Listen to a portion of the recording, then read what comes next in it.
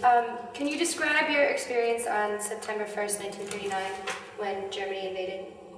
I was standing on the corner of cross streets, main thoroughfare in Tarnów, ulica Krakowska and Wałowa, and in the morning they said that the German army is at the gates of Tarnów. The night before, it was they were bombing the railroad station, and a time bomb went off in the baggage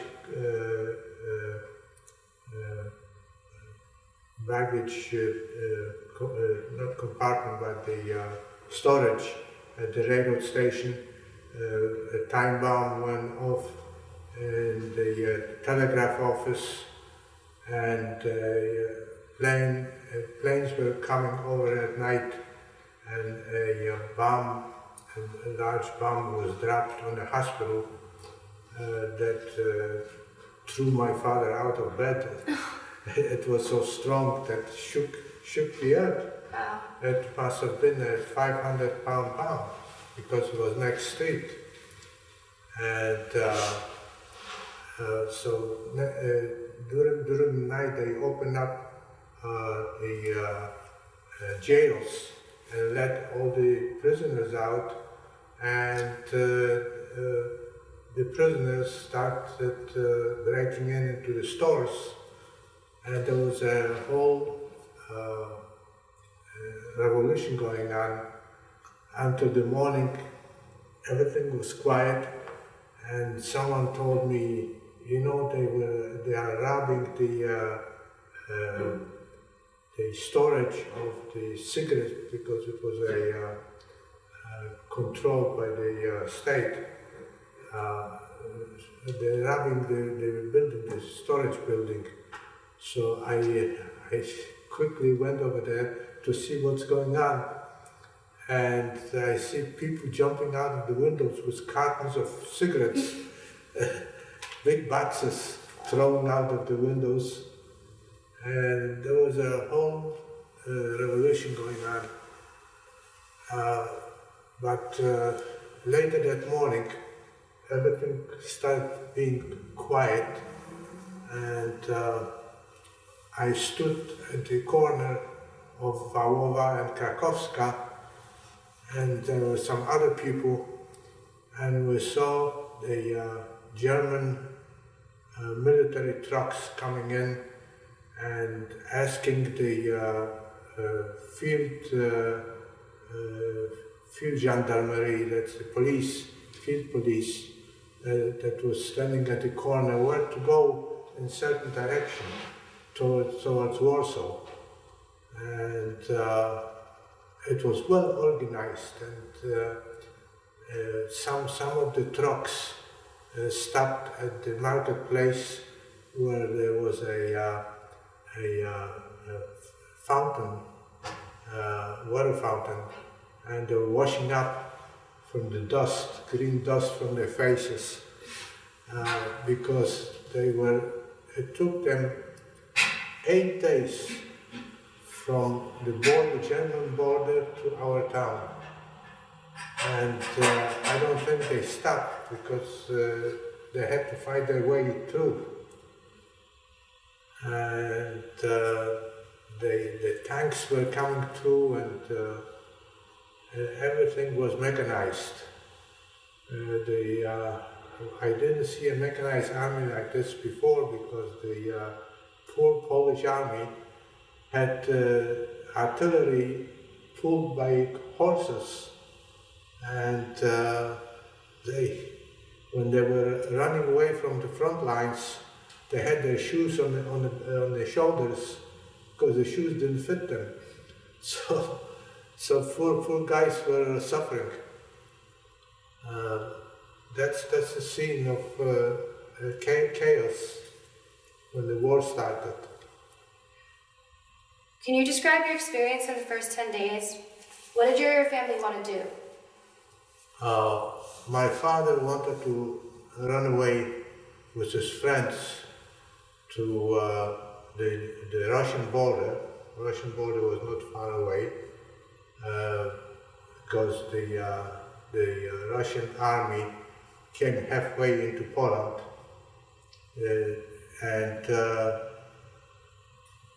they were already, they hired, my father and his friends hired a truck to take them to the border, because the rumors were that the Germans are rounding up people of military age, and they sending them away to work camps. But my mother went to the truck and begged my father to stay, and he came out the truck, and he didn't go with his friends. People were running to the Russian border to be safe to the Russians. They figured that they could be safe on the Russian side, but on the Russian side was as bad as on the German side. So you could see later on people coming back very disappointed. Can you describe how German anti-Semitism differed from Polish anti-Semitism? Well, the German anti-Semitism was defined by Hitler himself in his book Mein Kampf, and he declared that the Jews have to be eliminated, and because of the Jews, the Germans lost the First World War, and the world would be better without the Jews. And that was the peak of the anti-Semitism. In Germany, before the war broke out, the Germans themselves started rounding up the Jews to put them in concentration camps, and they took away their businesses, and some of the people that they sent away, they never showed up again. They disappeared. And that's what people in Poland were afraid of. So, do you feel like when the Germans invaded, the Polish sentiment in anti-Semitism intensified? Yes, it did. It did. When the Germans took over Tarnów, they started rounding up the Jews in the street, and especially they were picking on the older people. They told them to kneel on the ground and pick up the horse manure from the streets by hand and clean up with toothbrushes the cobblestones.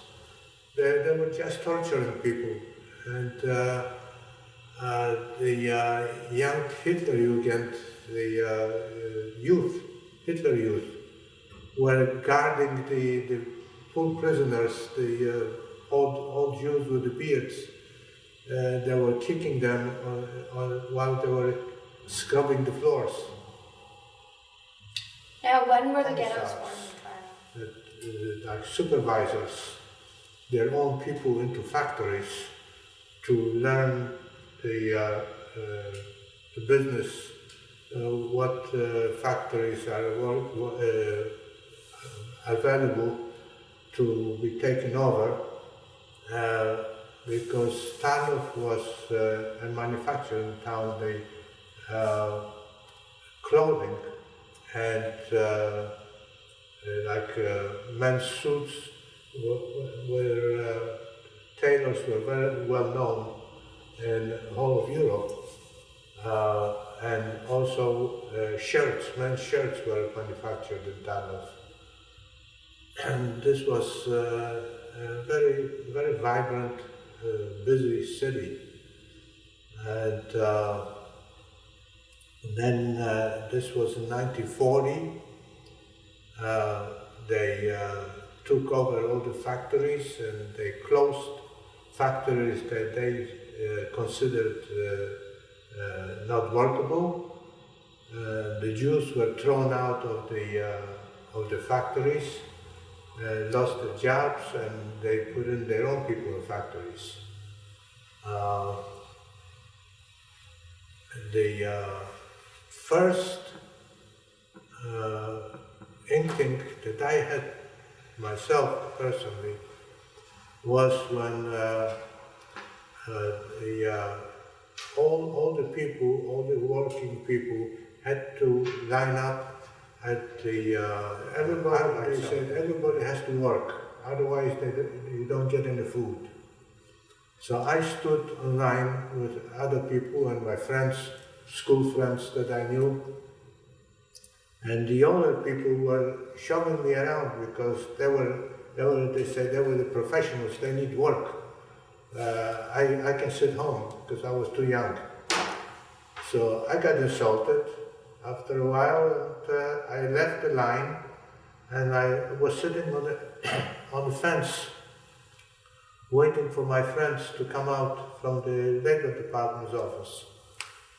Well, it came 6 o'clock, the office closed, and I came home without being registered. And my mother started yelling at me and saying that they're going to deport me, I won't get any food.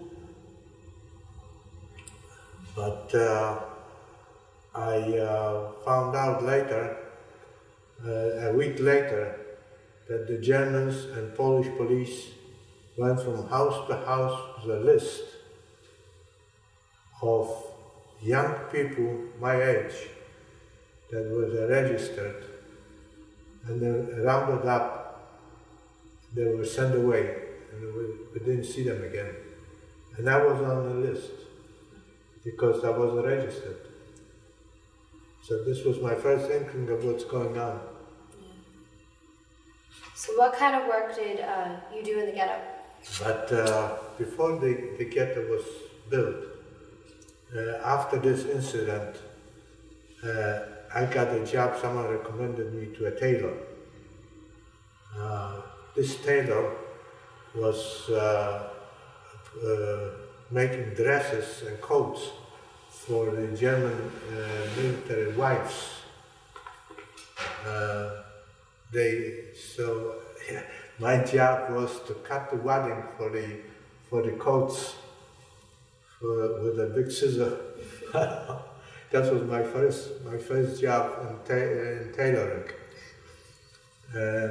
But when the Germans started rounding up workers and organized factories, German factories, I had a card that I was working for a tailor, and this saved me.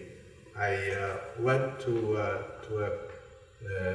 manufacturing table, the table that represents the manufacturer, Mr. Julius Madrich, who produced coats for military personnel in his factories, and I represented myself as a tailor. So this was my life-saving card. And Mr. Edmund Madras helped your family too, didn't he? Well, not actually my family, because my mother also registered with the Madrich factory, and she was working in the same building factory that I was working in. Not knowing the tailoring trade, they put me in the presses room where I was wringing out the wet clothes for ironing, and this caused blisters on my hands, terrible. After the pressers pressed the coats, they loaded up 6 or 10 coats on my shoulder. I was a skinny little guy, and under this weight of those coats, I was bent over.